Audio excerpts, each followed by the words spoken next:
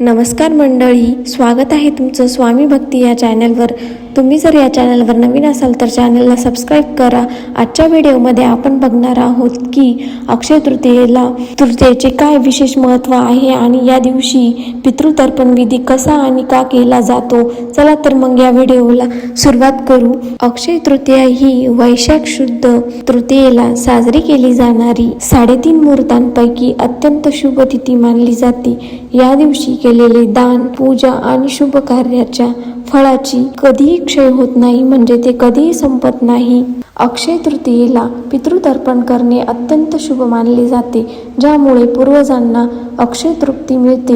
या दिवशी सकाळी लवकर उठून स्नान करून पितरांच्या नावाने काळे तीळ, पाणी आणि फुले अर्पण करून तर्पण विधी करावा.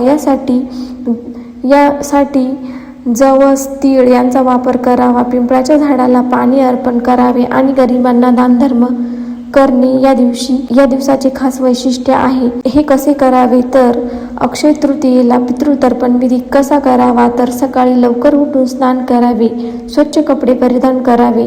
तर्पणासाठी एक तांब्याचे किंवा पितळाचे भांडे, काळे तीळ, अक्षता, चंदन आणि फुले जवळ ठेवावी. पाणी अर्पण करणे.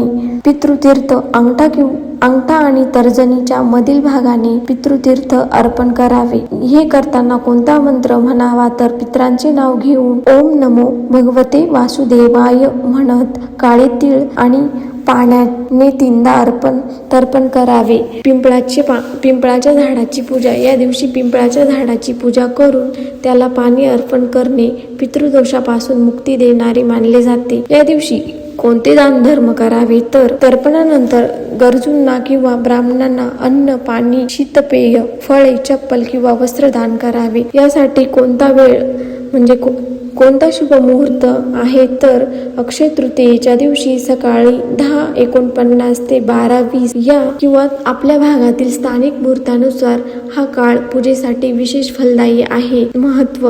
अक्षय तृतीयेच्या दिवशी केलेले पितृतर्पण हे अनंत काळासाठी पितरांना तृप्त करते असे शास्त्रात सांगितले आहे.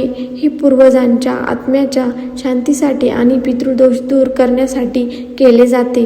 तुम्हाला जर हा व्हिडिओ आवडला असेल तर व्हिडिओला लाईक करा आणि चॅनलला नक्की सबस्क्राईब करा. Thanks for watching.